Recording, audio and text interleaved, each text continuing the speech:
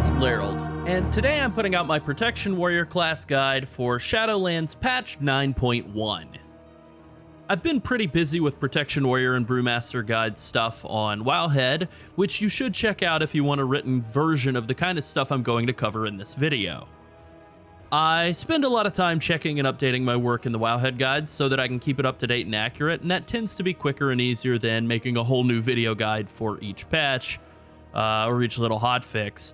But to be totally honest, I don't like reading either. When it comes to other games I play, like Path of Exile, I do actually watch videos on YouTube rather than read guides, so I get it. Reading sucks. So, you know, like and subscribe if you also hate reading. And I think that's enough preamble. Let's talk about Prot Warrior and how they're doing right now and what's changed for patch 9.1. First off, Execute got a 10% damage buff for non-Venthyr warriors, which is definitely less than the class needed to be competitive in terms of damage, but that's all they got. Venthyr, ironically, is the one covenant for Prot Warrior that's not really competitive, so them being excluded kind of just adds insult to injury, but whatever. Ultimately, and more importantly, Prot Warrior is a very tanky tank right now.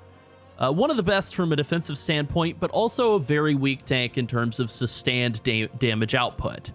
Right down at the bottom with Blood Decay. Warrior is actually very good at putting out quick bursts of damage, especially if you're Kyrian or Night Fae, but the sustained damage part of it after that opening burst is really not competitive. But all that being said, it is a good tank.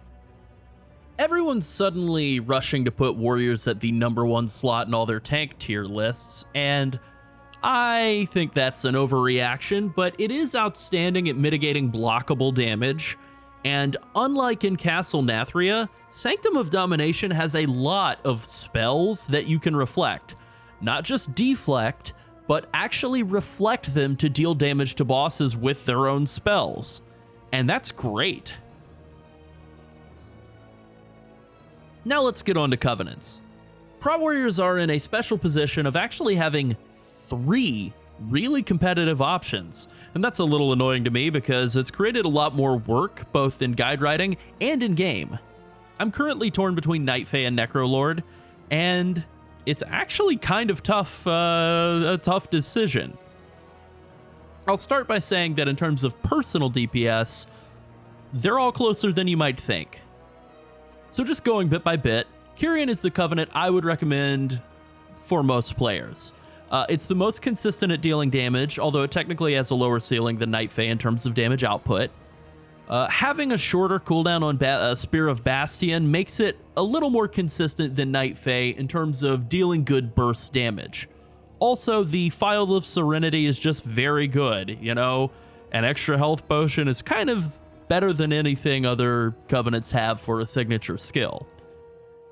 Night Fae is second, and it's the one I actually enjoy playing the most. It's capable of dealing higher damage than Kyrian. A small part of why Kyrian was considered superior for Castle Nathria is that on Sludge Fist, Kyrian Spear would be available for the pull, and then every single one of the pillar phases, whereas for Night Fae, it's only up on the pull and pillars 2 and 4. And having to hold Ancient Aftershock to make it line up with burst windows in that specific case was very annoying and really hurt its value. When you're in more general situations like Mythic Plus or just like a regular old boss fight where you're just attacking it the whole time and there's not any extra damage taken phases on a specific interval, Night Fae actually winds up being a little better. I would say both of the Covenants are close in terms of damage output. It really is a matter of what you like more. Night Fae's damage circle on the ground is a riskier option since it's up for 12 seconds and enemies have a much higher chance of just running on out of it. And that's a lot more common than enemies, you know, being able to escape a Kyrian Spear. A lot of the times, Kyrian Spear, enemies will try to run out and they'll get gripped back in, which is also nice utility that Night Fae doesn't offer. But again, they're competitive, and I really like the way that Night Fae will sit there and disrupt casters for 12 full seconds. For the third option, it's Necrolords, and they're they're really built different. Instead of a huge DPS cooldown that does a big burst of damage immediately and then like some more damage over time, Conqueror's Banner is just a big stat cooldown. When this was redesigned in patch 9.0.5, I actually liked it enough in testing that I went ahead and switched to Llarold on live to continue playing with it, and I have decided it's very good. Incredibly good if you're coordinated with your group and you line it up with other players' offensive cooldowns. Of course, if you don't, it's not as good. I also found that in raids, unless I was 40 yards or more away from the other tank, it would always put one of my 2 buffs that are supposed to go onto other players just directly onto the other tank. The way it's supposed to function is it just buffs the 2 closest players. So I would have the 2 Moonkins stand, 20 yards away, jump out to them, pop it, it would go onto one of them and onto the other tank. So we had to do some weird coordination where I was having to get really far away from the other tank. Maybe that's all been fixed, but as of the last time I tested, it was working in that really weird way in raid groups. In terms of DPS, it's worse than Kyrian or Night Fae, especially at dealing burst damage and with the current legendary setup that's going on. But unlike those two, it adds more group damage if you coordinate it correctly. And if you're running the Necrolord Covenant Legendary Glory, which I'll cover in more detail later, it actually winds up being pretty competitive in DPS, in terms of personal DPS, and obviously better for group DPS if you're coordinating it well with 3 other people. And it's just a really, really, really good personal utility skill. Lot of stat budget. Okay, let's jump into Soulbinds and move through this pretty quickly. For Kyrian, you have 2 good options. Pelagos is the standard defensive choice. He adds a lot of stat budget, and he's just very good and very consistent. A little boring, though.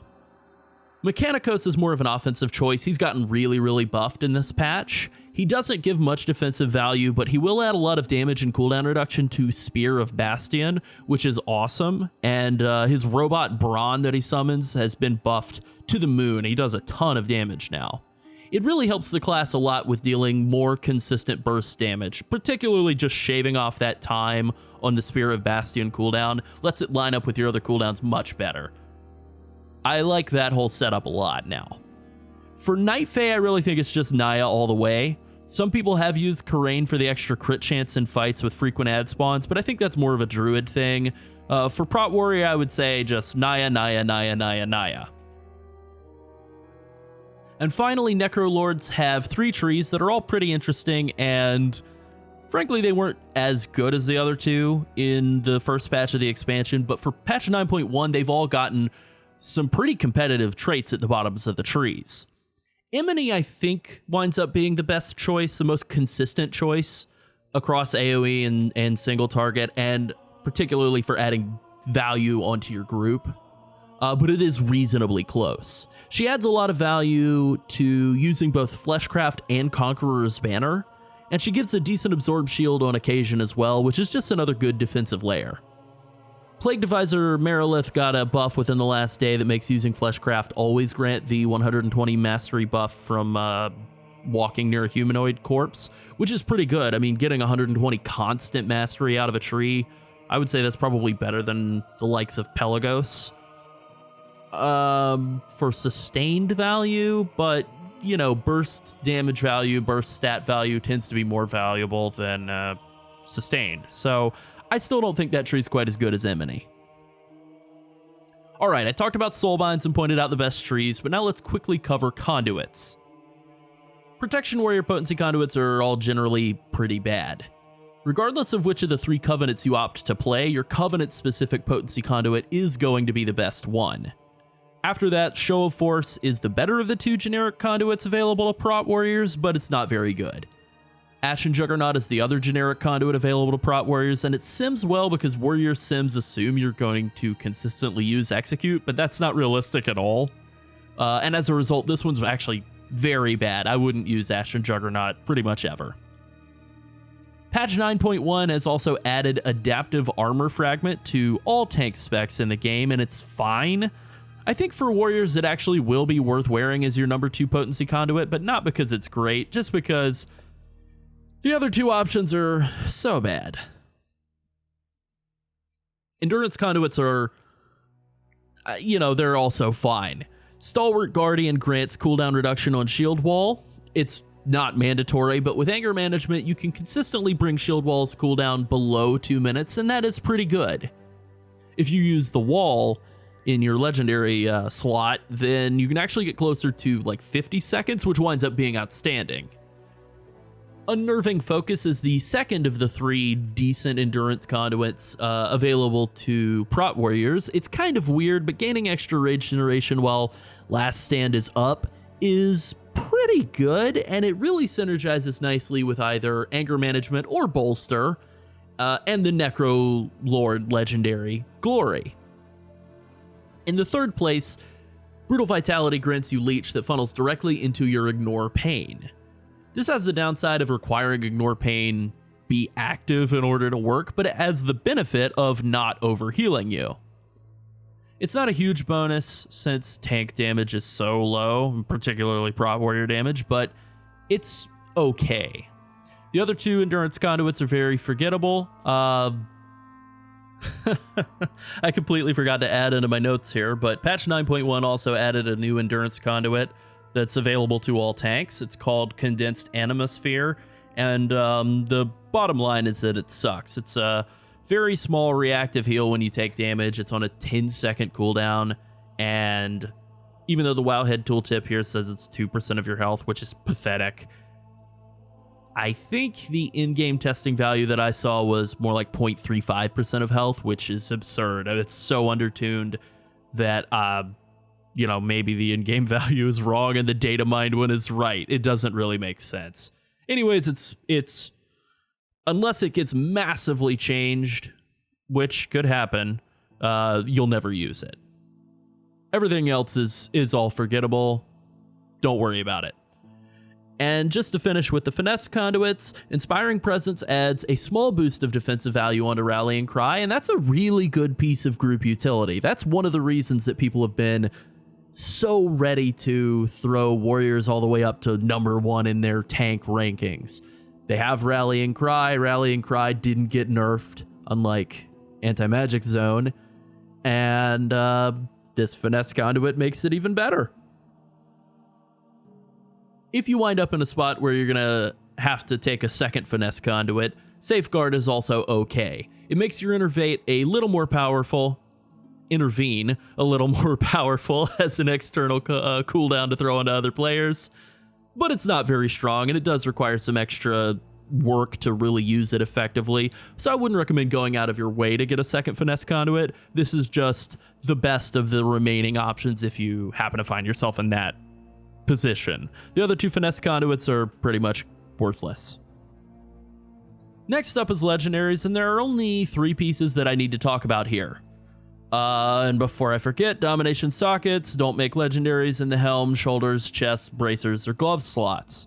Right. First up is Reprisal, which goes in the legs slot. Reprisal was reworked in patch 9.0.5, and it's really, really strong now. It adds a ton of shield block uptime, rage, and free revenge casts, but it also requires a lot of extra work to really get full value out of it, since you're going to want to charge and intervene pretty much on cooldown. This is easy in Mythic Plus, where you can stun and slow enemies, and movement isn't too punishing, but in raids, it can be a problem. Some fights like pre-nerf Sludge Fist made moving out of melee range and charging back in virtually impossible, and others such as pre-nerf Lady Enerva Darkfane, moving around wouldn't have been impossible logistically, but it would cause the raid to lose DPS because you're moving mobs and bosses around in weird ways, and that's not good. That'll make people mad.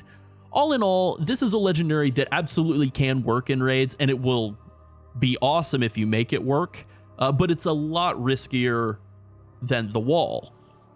By comparison, the wall is extremely simple and still very good and versatile. You should craft it in your cloak slot thanks to Domination Sockets.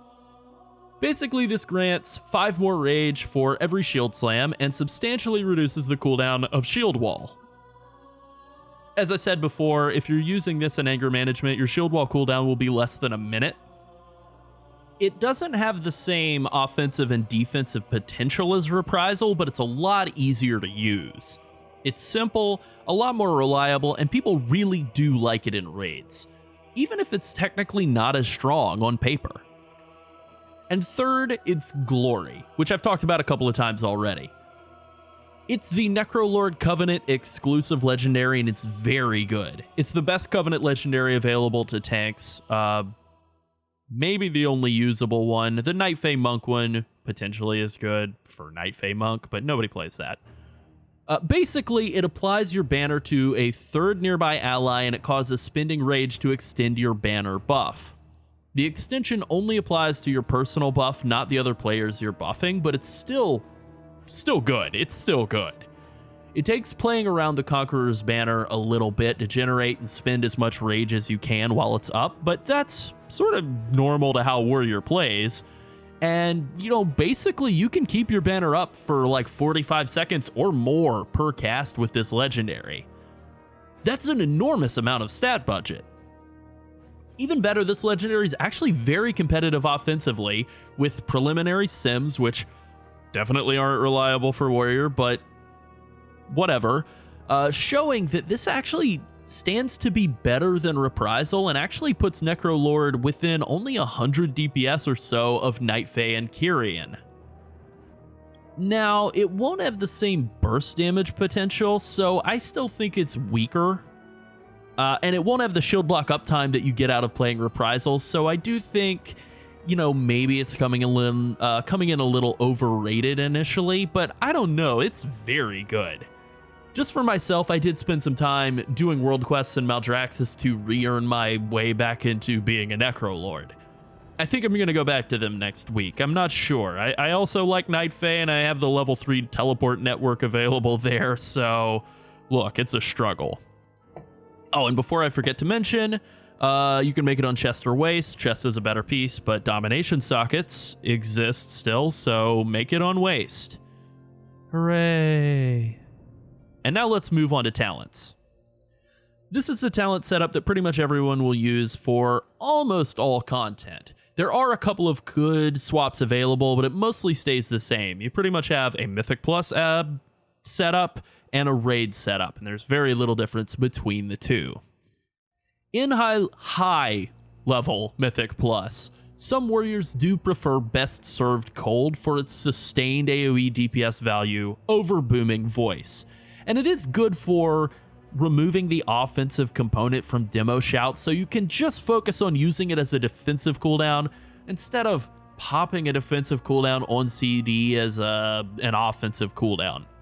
Generally, though, the rage generation of Booming Voice is better defensively, and I'm more comfortable with that playstyle than with the Best Served Cold playstyle. I think most people are. Bounding Stride can be useful as a mobility option, although Crackling Thunder does increase your DPS if adds are moving around, since you won't miss them with Thunderclap. The extra slow value out of Thunderclap is also nice. It makes it a little bit easier to very quickly kite stuff or get out of range to charge back in to activate your Reprisal. Ravager is absolutely a competitive talent in the next to last tier. It's a great rage generator and a pretty good offensive cooldown that you can line up with the rest of your cooldowns, and that's really nice. In raids, the constant extra haste of Into the Fray is really, really desirable. Particularly for keeping shield block uptime just as high as you possibly can. That's the talent more than any other that determines whether you're running a raid versus a Mythic Plus talent setup for Warrior. Everything else is a little bit of personal preference. Anger Management is still the default talent in the final tier. Both of the other options are good contenders, though. Heavy Repercussions will increase your shield block uptime significantly. It's the least popular choice here, but with it and Reprisal, you can get close to 100% shield block uptime, which is pretty amazing in some situations.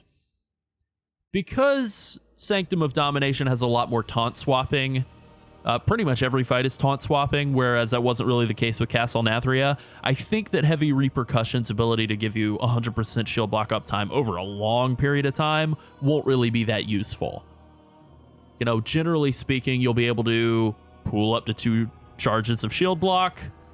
Then you taunt, you use both of them, a third one will come up, you use that, you maybe use demoralizing shout or shield block or whatever, a shield wall or whatever, and then, you know, it's time for the other tank to taunt.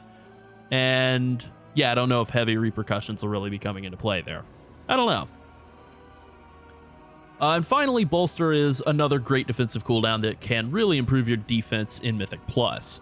It's decent in Raid as well, but the ability to have layer upon layer upon layer of defensive power ready to roll out one after another in Mythic Plus is excellent.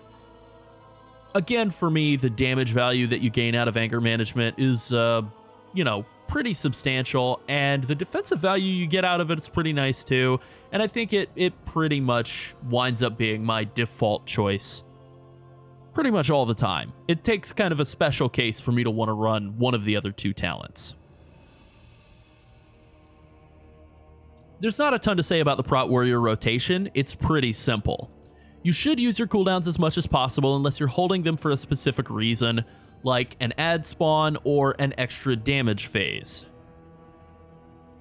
The only other note here is that Execute deals less damage per rage than Revenge once you get to 3 or more targets.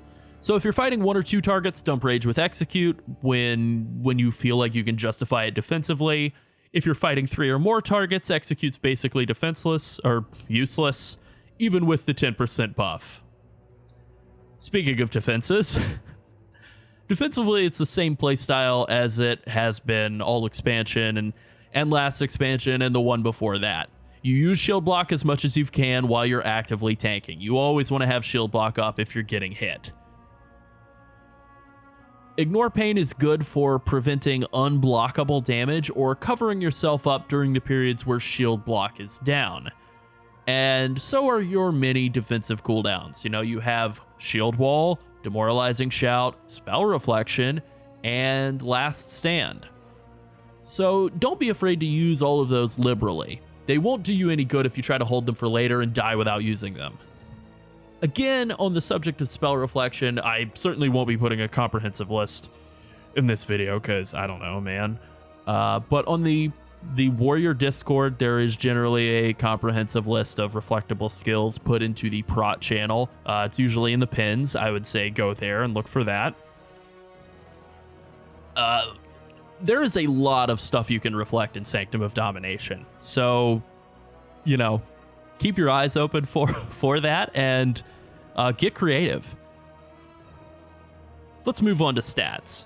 The basic stat priority for Protection Warrior is pretty much the same as it has been in the past couple of expansions. Haste is the most important stat. You want as much as you can get. Versatility is good and very consistent. You want as much as you can get of that too. Mastery is okay, but a little less consistent. It doesn't do anything against unblockable damage, you know, spell damage, damage over time.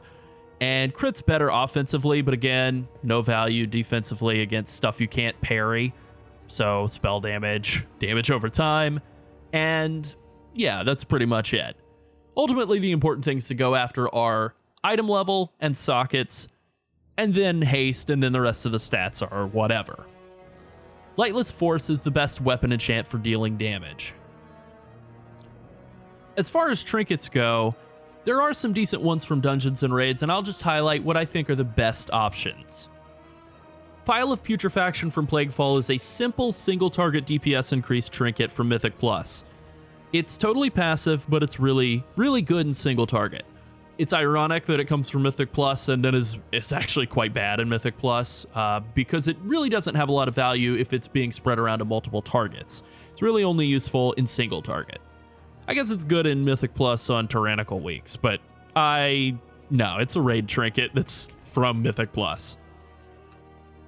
The best defensive trinket from Mythic Plus, and I would argue the best defensive trinket in the entire game, is Blood Spattered Scale. It's from The Other Side. It's an excellent defensive trinket that still offers a pretty nice chunk of damage output. None of the trinkets from Tazavesh, the new mega dungeon, are all that great, but Solea's Secret Technique is a pretty nice secondary stat buff trinket. It's very comparable to Stone Legion Heraldry from the Stone Legion Generals. On that subject, the best damage trinkets from Castle Nathria are Dreadfire Vessel and Stone Legion Heraldry from Stone Legion Generals. Stone Legion Heraldry is also a really good defensive option that will probably be used for an extended period of time in this upcoming patch as well. Splintered Heart of Alar from Sun King's Salvation is a pretty decent cheat death trinket. It has the downside of doing damage to everybody nearby you. I've killed people with it in Phase 3 Blood Prices, Phase 3 Denathrius Blood Prices, but, you know, what are you going to do? They shouldn't have stood so close. Most of the new trinkets from the Sanctum of Domination raid, I have written down here that they're not all that special, and that was true for the agility tanks, but for the strength tanks, they're actually really good.